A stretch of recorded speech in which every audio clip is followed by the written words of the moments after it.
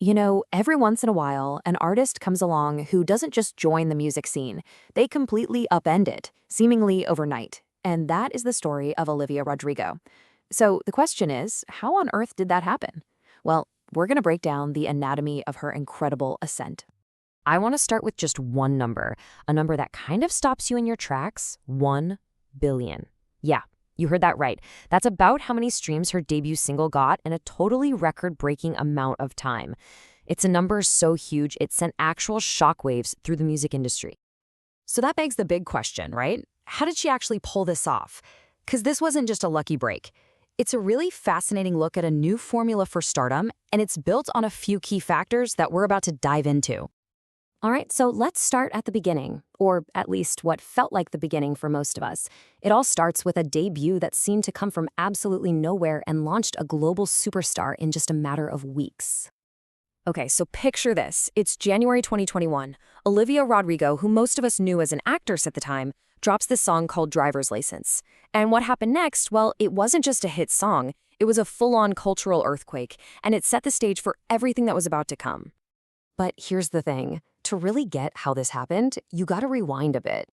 Because while it really seemed like she came out of thin air, her journey actually started on one of the most powerful launch pads in the entire entertainment world: Disney. So if you look at her early career, you can see it's this super steady, professional climb. She starts with Bizarre way back in 2016, already learning how the industry works. By 2019, she's the lead in a huge Disney Plus show. And just 1 year after that, boom, she's got a record deal with a major label. So you see, this wasn't some sudden explosion.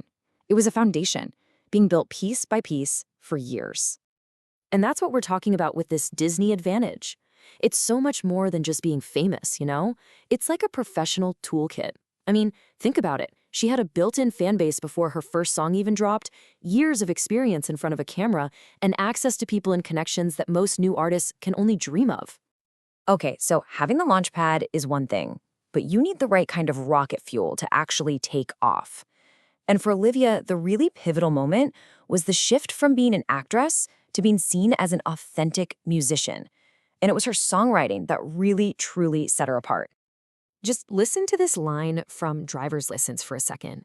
It's not poetic in that classic, perfect way. It's raw. It's even grammatically imperfect, that double negative, never felt for no one. That's intentional. It's a choice to reject that polished pop sound, and instead it sounds exactly like something a real person would write in their journal. That unfiltered honesty is everything, and it's what made millions feel like she was reading from their own diary.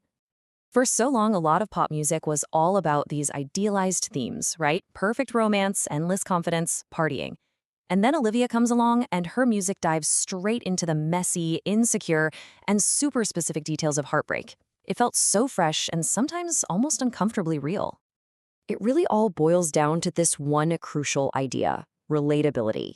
By sharing her specific story so honestly, she somehow made it feel universal.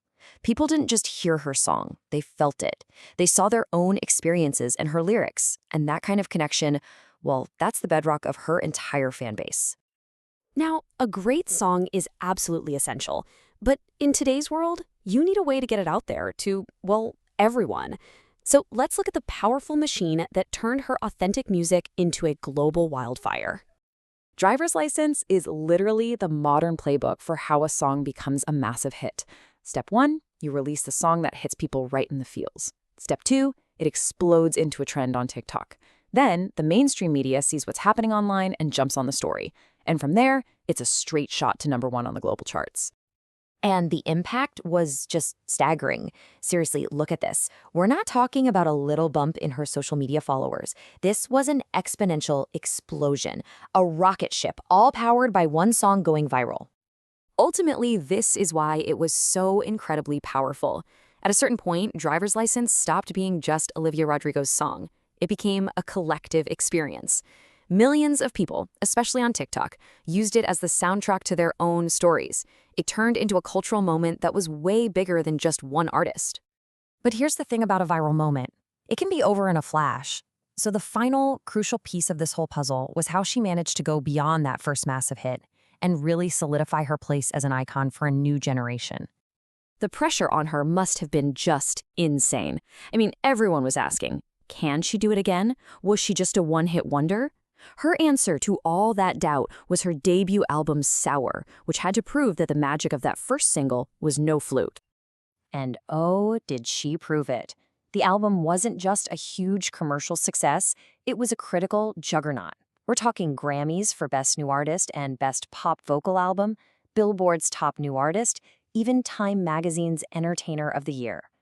She didn't just follow up her hit, she completely blew past all expectations. So, what we're really looking at here is a new blueprint for modern stardom. Her success basically tells us that raw authenticity is now way more valuable than polished perfection, that social media is the new radio, and that maybe the most powerful thing an artist can do is turn their own personal story into an anthem for everybody. Which leaves us with a pretty fascinating question to chew on. Olivia Rodrigo's story isn't just about one person's incredible success. It's like a mirror, reflecting what audiences value now and the new ways artists can reach the top. So, what does her journey really tell us about the future of how we create, share, and connect with each other through music?